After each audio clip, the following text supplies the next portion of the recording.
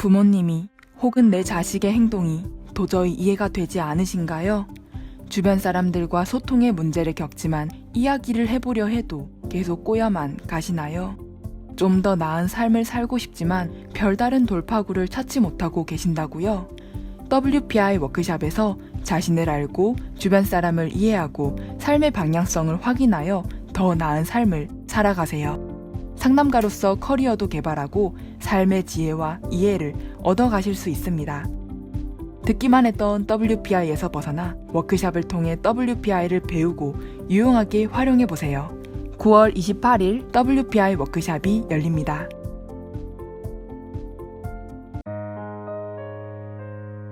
위즈덤 센터가 삶을 고민하는 많은 분들에게 사회적 기업 활동으로 무료 상담을 받을 수 있는 프로그램을 만들었습니다. 상담 비용이 부담스러우신 분, 자신의 고민이나 아픔의 정체가 무엇인지 알지 못해 상담을 주저하셨던 분을 위해 상담 기회를 제공합니다. 상담을 통해 자신의 마음을 확인하고 자신의 문제에 대한 통찰을 경험할 수 있을 것입니다. 안녕하세요. 홍상민의 심리상담소 시작하겠습니다. 네, 일전의 방송 청문회 끝나면 바로 할 줄 알았는데 왜 조국 임명 안 합니까? 문 대통령 마음 아파서 조국 임명할 수 있을지 모르겠네요. 네, 문 대통령께서는 조국 임명하는 거 마음 정하셨고요. 그래서 제가 또 사연 하나 가져왔습니다. 조국 국민 안전 위협하는 정신질환 범죄자 적극 치료할 것이라는 말로 사실은 조국 법무부 장관 후보자가 9월이 아닌 지난 8월 20일 정책 다짐 중 정신질환자 범죄 대책에 관한 부분을 발표를 했습니다. 본인이 가족과 관련된 여러 이 루머와 스캔들 또 가짜뉴스 심지어는 사문서 위조 이런 일까지 겹치다 보니까 아마 본인이 얼마나 준비된 법무부 장관인가를 밝히기 위해서 정책 나름대로 발표를 했는데 이거를 사실 저는 보면서 조국 씨가 법무부 장관의 마음은 돋는 것 같은데 진짜 현재 법무부가 해야 되는 이 문제가 뭐고 해결해야 되는 어려움이 뭔가에 대해 전혀 알지 못한 채로 진짜 법무부 장관이 된다 하더라도 그냥 본인이 막연히 생각하는 검찰개혁 또 법조개혁이라는 말만 하다가 끝나게 되겠구나.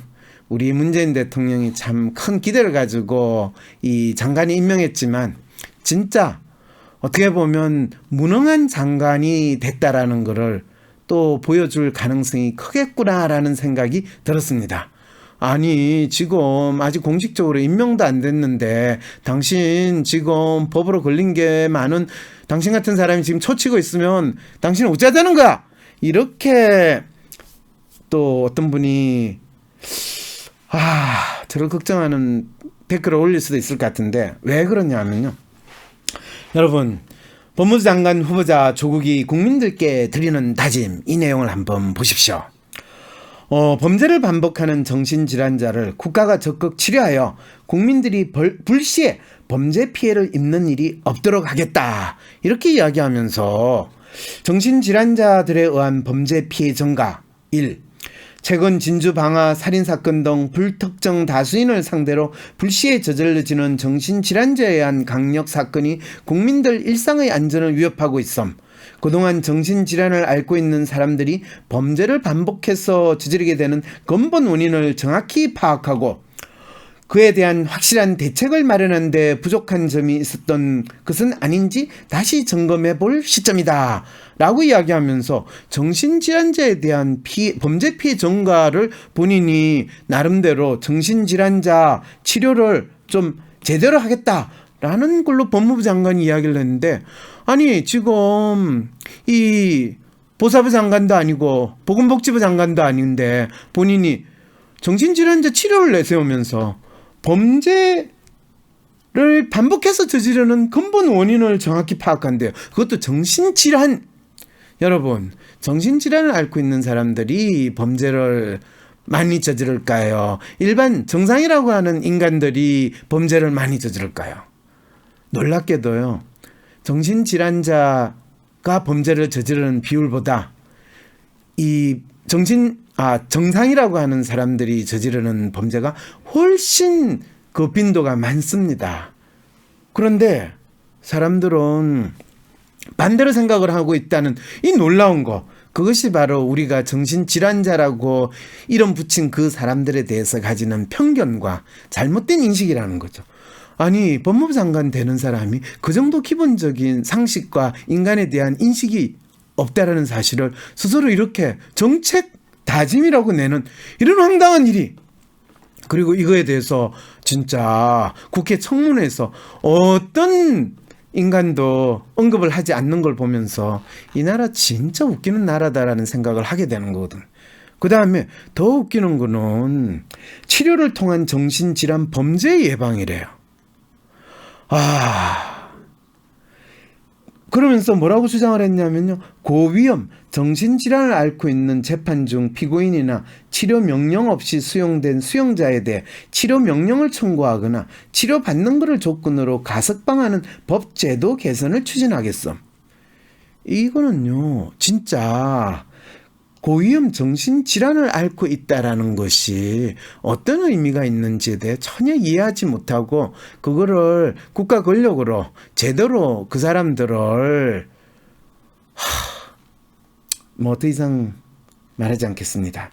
그리고 또 이야기하는 건 이 국민들이 정신질환을 앓고 있는 사람이나 보호자나 또는 일반 국민들을 위해서 무슨 소리를 했냐면, 정신질환 보호관찰 대상자의 정보를 지역 내 경찰 및 정신건강복지센터와 공유하여 보호관찰 종료 이후에도 지역사회에서 체계적인 관리가 되도록 함으로써 정신질환자 관리의 사각지대를 해소하겠대.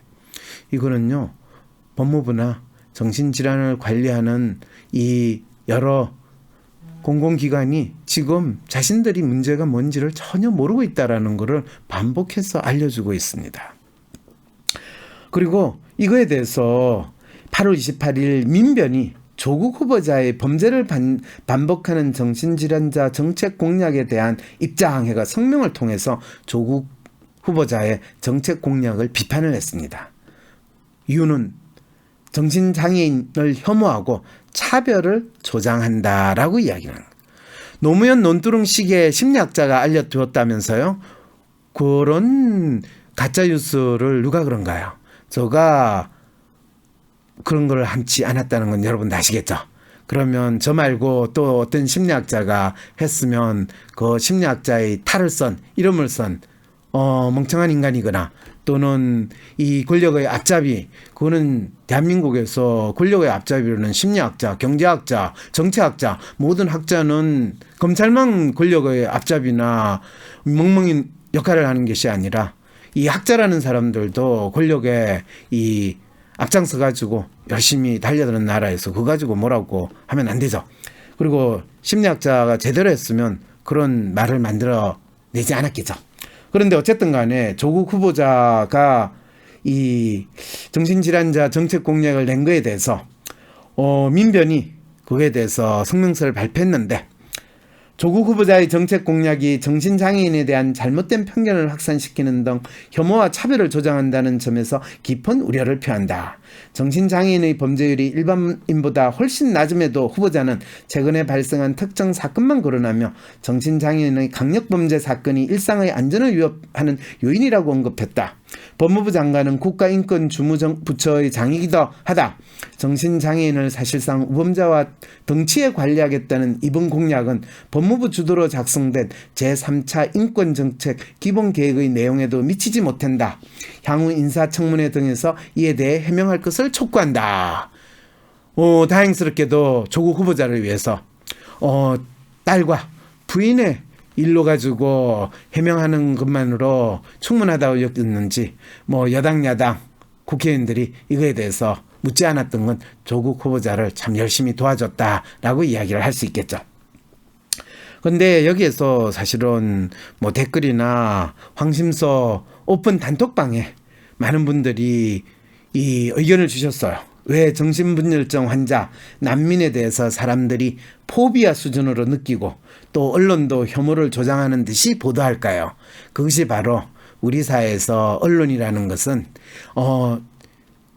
기득권 세력 또는 기득권의 시각을 반영하는 이 기본적인 논조로 글을 쓰다 보니까 이 우리 사회에서 소수 집단이라고 했거나 사회에 적응을 하지 못하는 정신질환을 앓고 있는 사람들이 마치 엄청난 이 사회에 위협을 가하는 거다라는 관점으로 시각으로 글을 쓸 수밖에 없으니까 일반 사람들한테는 마치 정신질환자가 일반 범죄인보다 더 큰 범죄를 저지른 것처럼 이야기를 끊임없이 하게 되는 거죠.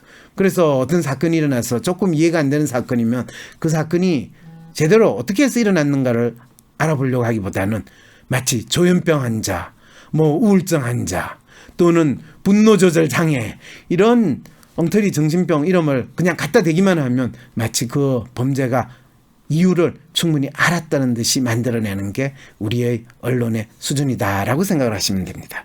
우리 사회의 수준이 그 정도예요. 중진국 아니에요. 우리 사회의 수준은 선진국 이상이에요. 그런데 이 사회에서 언론 수준은 후진국 또는 정치 수준은 후진국, 국민 의식 수준은 중진국 그 정도가 되면서 그런 겁니다.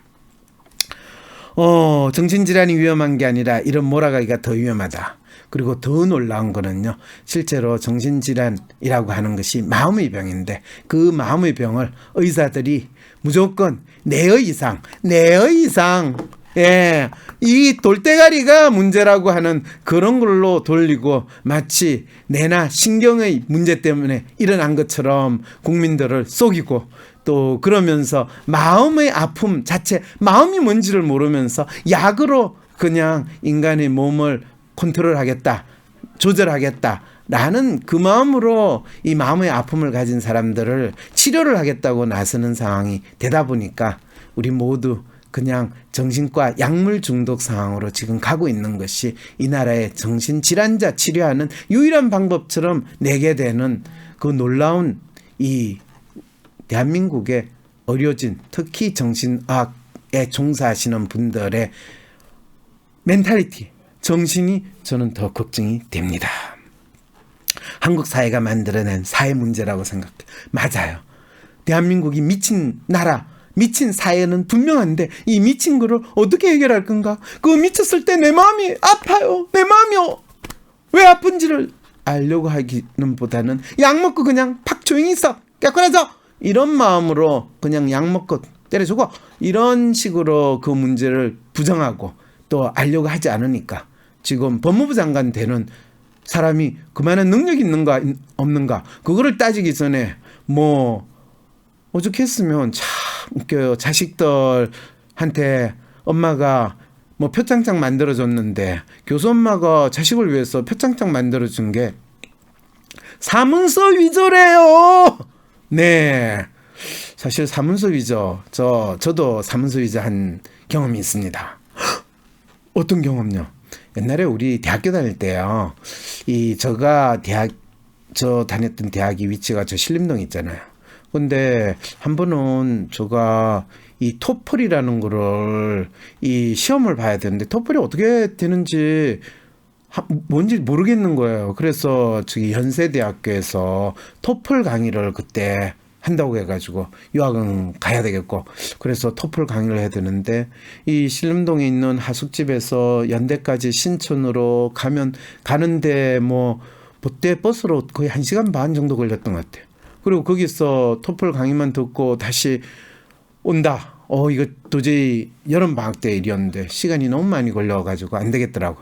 그래서 그러면 아예 연세대학교 도서관을 이용하자.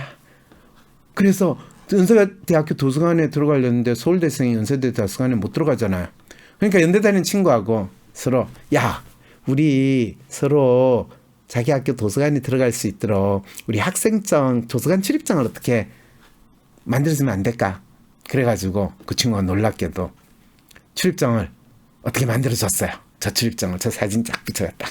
요즘에는 사실 좀 더 힘들죠. 그렇지만 옛날에는 참 좋았어요. 사진만 그냥 갖다 붙이면 그냥 씩 보여주면 그 매일 몇 번 하면 아저씨 얼굴을 아니까 그냥 통과시켜주거든요. 그래서 있는데 또 서울대 도서관도 마찬가지였어요. 그 친구는 또 신림동에 하숙하고 있었는데 그래서 서로 해놓고 그 다음에 이제 우리가 만나서 이야기하면서 그렇죠. 야, 너 아냐? 우리가 지금 범죄를 저질렀다고. 무슨 범죄?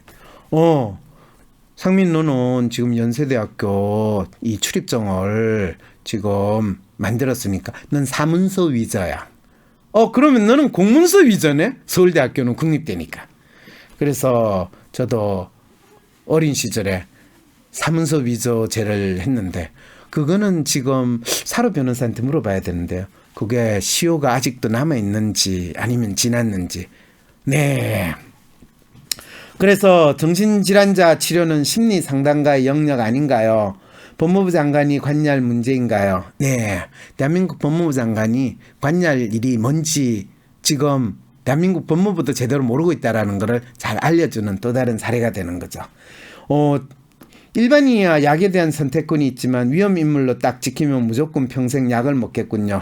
권고자에도 재발염 때문에 안 된다고 하고 뭐 어쩌고저쩌고 그런 이야기를 하는데 자, 살면서 발작하면 절대 안 될 것.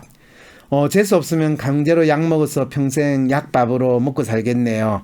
라고 하는데 의사들이 이렇게 진단하면서 조현병 이 환자들이 더 증가하는 거 아닌가요? 우울증 환자들이 더 증가하는 거 아닌가요? 뭐 이렇게 댓글 다시는 분들도 있는데 사실은 법무부 장관이 진짜 자기가 무슨 역할을 해야 되고 어떤 문제가 있는가를 조국 교수 정도라면 충분히 대한민국 법무부 장관의 역할에 대해서 정책 다짐을 충분히 후보로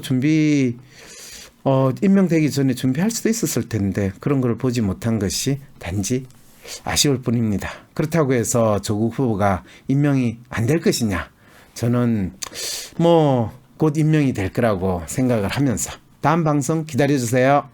황상민 박사님께 상담을 받고 싶으신가요? 비슷한 WPI 프로파일 상담 사연을 봐도 알 수 없었던 자신의 본질적인 문제를 파악하고 구체적이고 실용적인 해결 방법을 얻으실 수 있습니다. 지금 바로 자기 삶의 통찰을 얻으시고 원하시는 삶을 살아가세요. 관련 문의는 WPI 심리상담 코칭센터로 문의 바랍니다. 나는 소심한 사람인 것 같은데. 아니, 어떨 때는 활발하기도 하고.